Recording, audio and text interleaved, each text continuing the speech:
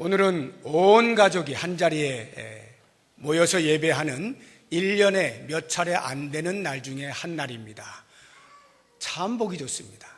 우리 자녀들까지 이렇게 가끔씩 자녀들 소리까지 들리니까 얼마나 좋은지 모르겠어요. 특별히 이렇게 가족으로 같이 앉으셔서 예배하는 모습은 더욱더 아름다워 보입니다. 교회에 봉사하시느라 할 수 없이 떨어져 앉으신 분들도 계시겠지만 그렇지 않은 경우들은 같이 이렇게 연합으로 예배할 때는 함께 가족들이 한자리에 모여서 예배하면 훨씬 아름답게 하나님이 받으실 것이라 생각이 듭니다. 추수감사 주일이면서 동시에 가족사랑 축제의 날입니다. 가족사랑 축제라고 하는 것은 우리가 주일학교 교육의 특성상 언제나 같이 예배하지 못하는 안타까움이 있는데, 이런 날 특별히 같이 모여서 예배하는 기쁨이 있다라고 해서 가족사랑 축제라는 말을 쓰기도 하고요. 또 다른 의미에서는 주일마다 우리가 얼굴을 뵈야 하지만 여러 가지 상황상 그러지 못한 우리의 식구들이 있습니다. 그래서 한동안 교회를 나오시지 못하시던 분들이 이런 기회를 통해서 초청을 받고 다시금 주의 교회로 발걸음을 옮기게 된 경우 역시 가족사랑의 축제가 되겠습니다. 또 하나, 우리의 늘 기도하면서 하나님의 말씀을 전하고자 했던 전도의 대상자들을 오늘 초청해서 함께 나왔을 때 그분들도 역시 그리스도 안에서 우리가 한 가족이 되는 것이기 때문에 가족사랑 축제입니다. 그래서 우리가 이 추수감사주일을 가족사랑 축제의 날로 정하고 1년에 한 차례씩 이와 같은 모습으로 하나님께 예배를 드리고 있는 것입니다. 제가 이런 날에 어떤 말씀을 전하는 것이 가장 좋을까 생각하다가 지난 한 주간 동안 특별 새벽 기도를 통해서 감사에 관련되어진 말씀들을 꾸준히 전하기도 했지만, 오늘은 특별히 새로 나오신 분이나 처음 나오신 분, 또는 오랫동안 나오지 못하시다가 발걸음을 하신 분들, 또는 기존 성도라 할지라도 우리의 구원에 대해서 다시 한번 확인을 할 필요가 있는 이러한 여러 가지 이유들로 인해서 기독교의 구원이 무엇인가 라고 하는 것을 이야기를 통해서 같이 은혜를 나누고자 합니다. 이야기라고 하는 것은 성경 안에 있는 이야기인데요, 그 이야기의 주인공은 라합이라고 하는 여인입니다. 이 라합이라고 하는 여인이 어떻게 기독교의 구원을 얻게 되었는가라고 하는 것을 말씀드리기 위해서 먼저 간단하게 그 배경 설명을 드리면, 여호수아가 모세의 뒤를 이어서 가나안 땅에 이스라엘 백성들을 이끌고 들어가기 직전인 요단 동편 모압 땅에 있는 시딤이라고 하는 곳에 모든 이스라엘 백성들을 주둔시켜 놓고 두 사람의 정탐꾼을 가나안 땅으로 보냅니다. 요단 서편입니다. 자, 이 정탐꾼들이 이제 가서 어떻게 될 것인가를 잘 살피고 돌아와야 하는데, 이들이 들어오자마자 이미 경계태세를 갖추고 있었던 가나안 땅의 사람들이 정탐꾼이 들어온 것을 눈치챘습니다. 그리고는 그 정탐꾼들이 라합이라고 하는 기생이 운영하고 있는 주막집에 들어갔는데, 거기에 들어간 것을 누군가의 밀고를 통해서 알게 되므로 가나안의 군인들이 쳐들어온 겁니다. 그리고는 그 정탐꾼들을 내놓아라 하니까 이 라합이 기지를 발휘해서 나는 그들이 누군지도 몰랐고 그들이 이제 막 성문 밖으로 나갔으니 빨리 쫓아가면 잡을 수 있을 것이다, 이렇게 말을 합니다. 그런데 사실 라합은 이 두 정탐꾼을 자기의 집 지붕에다가 3대 노로는 그 밑에 숨겨 놓은 것입니다. 자, 그리고는 이제 군인들이 다 간 사이에 그 다음 본격적으로 라합이 자기의 그 기독교의 구원에 관련하여서 가지고 있었던 열망을 그들에게 이야기를 하게 되는 것입니다. 이제 이 라합이 어떻게 구원에 대한 열망을 가지고 있는가라고 하는 것, 얼마만큼 갈증을 느끼고 그 구원을 사모하였는가라고 하는 것을 볼 텐데, 우리가 읽지는 않았습니다만 여호수아서 2장 8절을 한번 보시기 바랍니다. 제가 지금까지 말씀드린 것이 2장 1절에서 7절까지의 내용입니다. 이제 8절부터 라합과 정탐꾼 2명의 사이에서 일어난 대화가 기록이 되어 있는데요, 8절 보시고 다 같이 읽어보겠습니다. 또 그들이 눕기 전에 라합이 지붕에 올라가서 그들에게 이르러. 군인들이 돌아갔습니다. 라합이 지붕에 숨겨놓은 그 사람들을 만나기 위해서 지붕으로 올라갔는데, 언제 올라갔다라고 시간 표현을 이렇게 합니다. 그들이 눕기 전에. 이것은 잠들기 전에 라는 말입니다.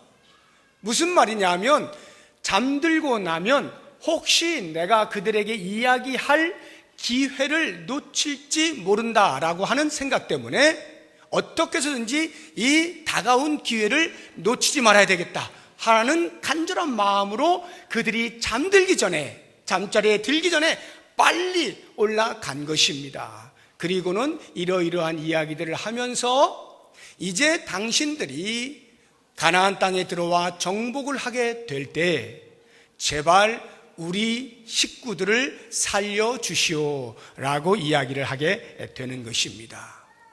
이렇게 라합이라고 하는 여인은 자기에게 찾아온 구원의 기회를 잃지 않았습니다. 성경에는 많은 인물들이 이 구원에 대한 열망을 가지고 놓치지 않은 그런 인물들이 있어요. 예를 들면 여리고 지방을 가시던 예수님을 알게 되어진 그 나면서부터 눈먼 맹인이 다윗의 자손 예수여 나를 불쌍히 여기소서 이렇게 말하지 않습니까?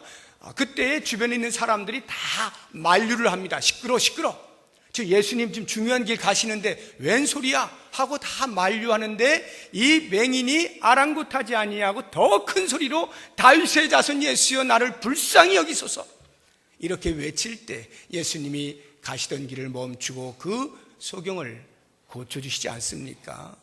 들어가시던 지방을 가시던 중에도 수로보니게 족속의 한 여인이 자기의 딸을 고쳐달라고 예수님께 간청을 할 때 예수님으로부터 아주 냉정한 소리를 듣죠.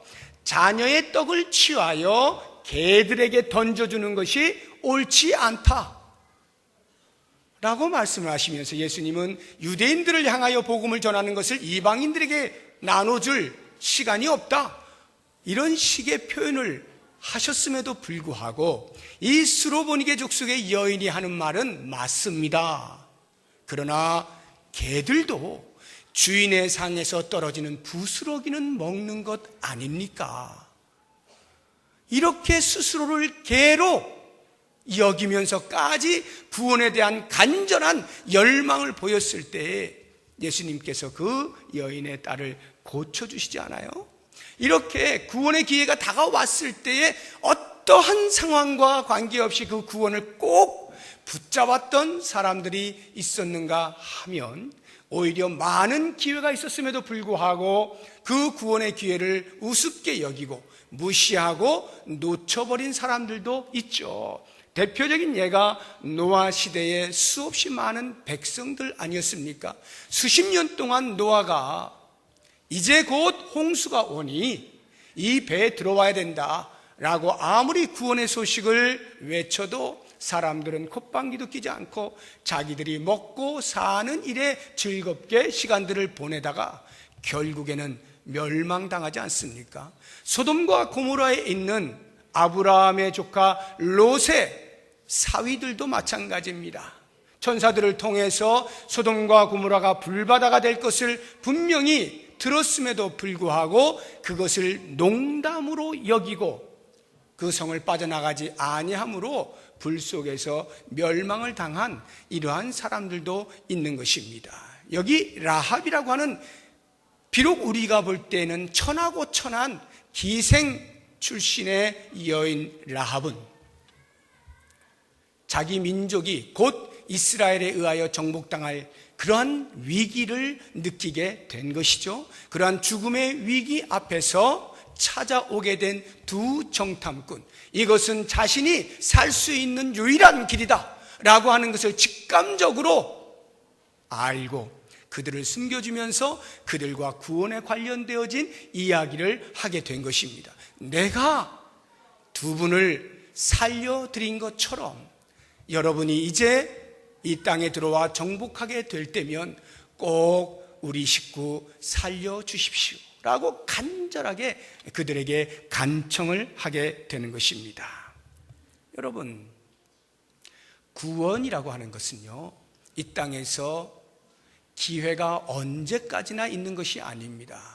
하나님께서 우리에게 열어놓으신 구원의 문은 언제나 열려있는 게 아니에요. 언젠가는 닫히는 일시적입니다. 우리가 세상의 종말로 볼 때에는 예수님이 다시 오시는 그날이 구원의 문이 닫히는 날입니다. 우리 개인의 종말로 볼 때에는 세상이 끝나지 않아도, 예수님이 다시 오지 않으셔도 그 전에 우리가 죽게 되어지면 우리의 죽는 날이 구원의 문이 닫히는 날입니다. 이와 같이 구원이 일시적이라고 할 때에 우리의 죽음이 언제 닥치는지 아무도 알 수 없잖아요. 누구도 예고할 수 없지 않습니까?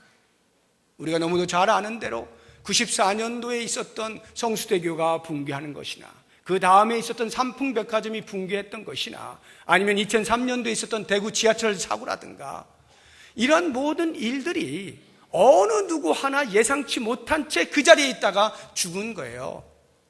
불과 2주 전에 있었던, 지금도 복구가 한참인 필리핀에 있는 그 태풍 하이엔으로 인한 피해가 엄청나지 않습니까?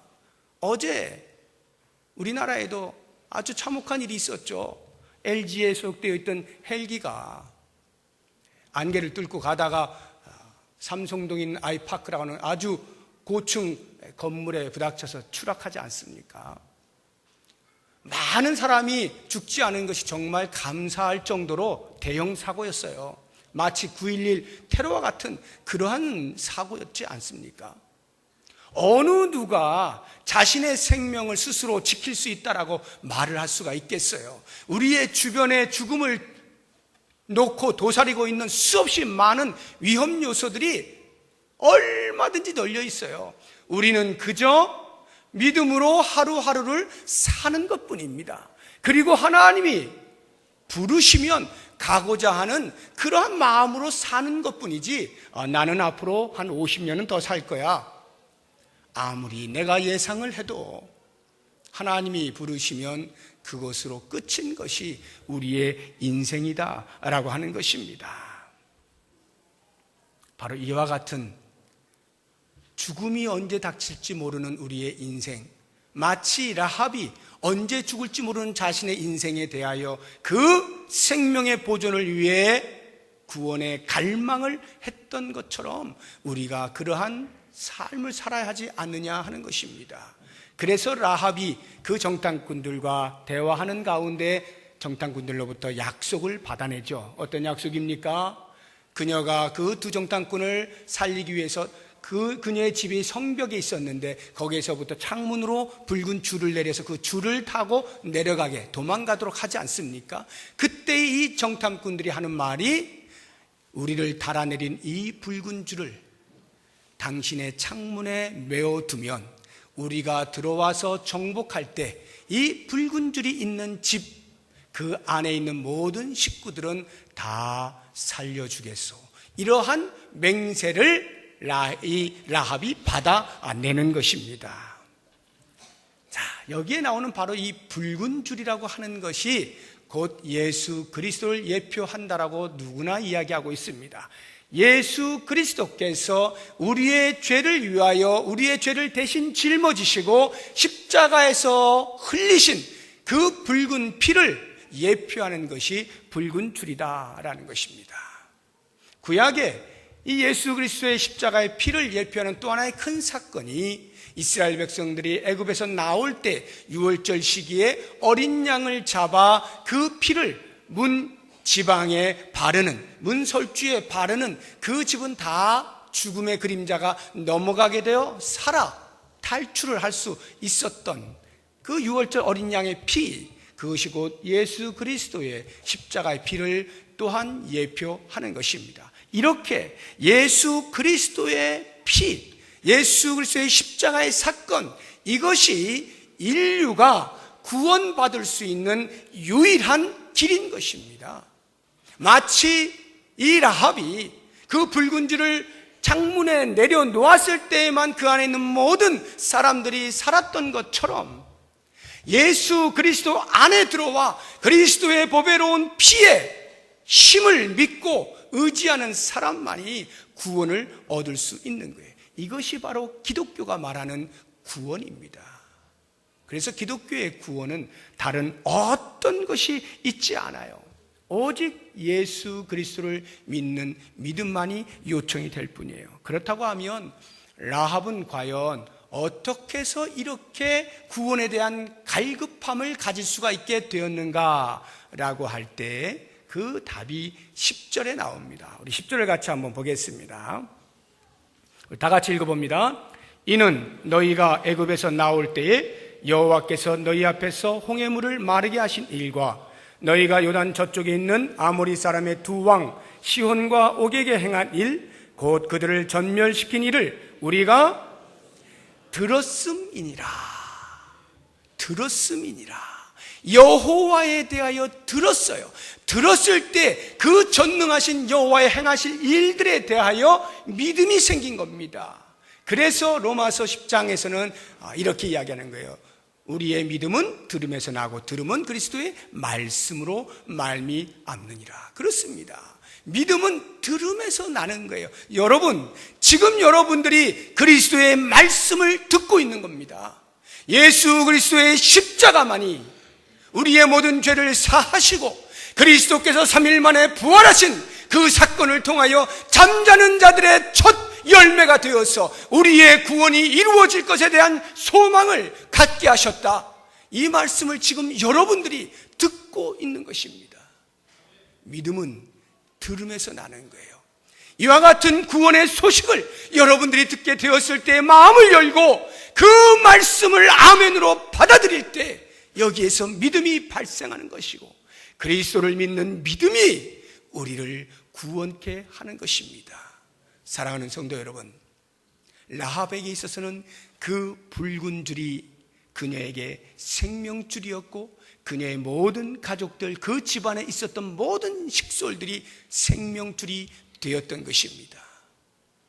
마찬가지로 우리가 예수 그리스도의 그 십자가의 피와 부활의 능력을 믿게 되면 영벌에 처해 있던 우리들이 영생을 얻게 되는 것입니다. 생명을 얻게 되는 것이에요.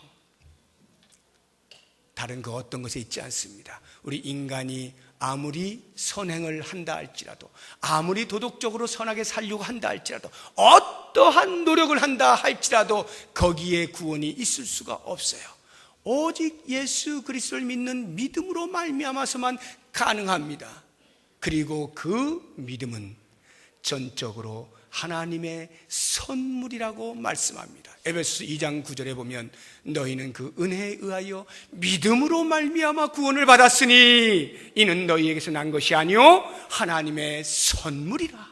하나님께서 우리의 구원을 위하여 예비해 놓으신 것입니다. 라합의 구원을 위하여 정탐꾼들이 그 집에 들어갔던 것처럼 그리스도의 복음의 말씀이 우리의 구원을 위하여 이 시간에 들려지게 될 때 우리의 가슴이 뜨거워지는 사람들은 모두 다 믿음으로 말미암는 구원을 얻게 되는 거예요. 생명을 가질 수가 있게 되는 거예요. 그러므로 사랑하는 성도 여러분, 이 자리에 오신 모든 여러분, 구원의 문이 닫히기 전, 더 이상 우리가 구원에 대하여 갈급해하고 구원에 대한 소망을 가질 수 없을 때가 오기 전, 우리가 아직 살아있을 때 이 구원에 대한 간절한 소망을 가슴에 품으시기 바랍니다. 그리고 오직 예수 그리스도로 말미암아서만 구원이 있음에 대한 간절한 소망으로 주님, 저를 불쌍히 여겨 주십시오. 저를 구원해 주십시오. 제가 주님을 믿습니다. 이러한 고백으로 오늘 처음 자리하신 분들 또는 믿음을 잃어버렸다가 초청에 나오신 분들 가슴을 활짝 여시고 이 구원의 소식을 꼭 받아들이시기 원하고, 이미 이 믿음을 가지고 계신 우리 성도 여러분들께서는 그러한 믿음을 선물로 주신 주님 앞에 이 추수감사주일에 다른 그 어떤 것들보다 가장 본질적으로 하나님 앞에 감사할 수밖에 없는 이 구원의 은혜에 대한 감격이 있는 날이 되길 바랍니다. 이미 우리를 구원해 주신 주님께서 다른 그 어떤 것들을 때를 따라 공급하지 아니하실 리가 없는 믿음을 가지시고 그러한 주님을 찬양하시고 감사하셔서 이 복된 추수감사 주일날 우리 모든 가족 식구들이 다 한자리에 모여서 다른 그 무엇보다 먼저 온 식구가 예수 믿는 이 한 가지 사실로 인하여 구원받은 것으로 크게 감사하시고, 그 구원을 이루신 주님께서 영원토록 우리를 보호하실 것에 대한 생명의 주에 대하여 감사가 넘쳐날 수 있는 복된 한날이 되시기를 주의 이름으로 축복합니다. 기도하겠습니다. 하나님 고맙습니다. 감사합니다. 우리를 구원하여 주셔서 감사합니다. 우리에게 구원의 소식을 듣게 하셔서 감사합니다. 예수 그리스도를 믿는 하나님의 선물을 값없이 받을 수 있게 하여 주시니 감사합니다. 원하옵나니 이 자리에 참여한 영아 어린아이에서부터 노년에 이르기까지 어느 한 사람도 예외 없이 이 놀라운 하나님의 구원의 축복을 마음껏 받아 구원의 영생을 선물로 받고 하나님께 감사의 삶을 살아갈 수 있도록 복에 복을 더하여 주시옵소서. 예수님의 이름으로 기도드립니다. 아멘.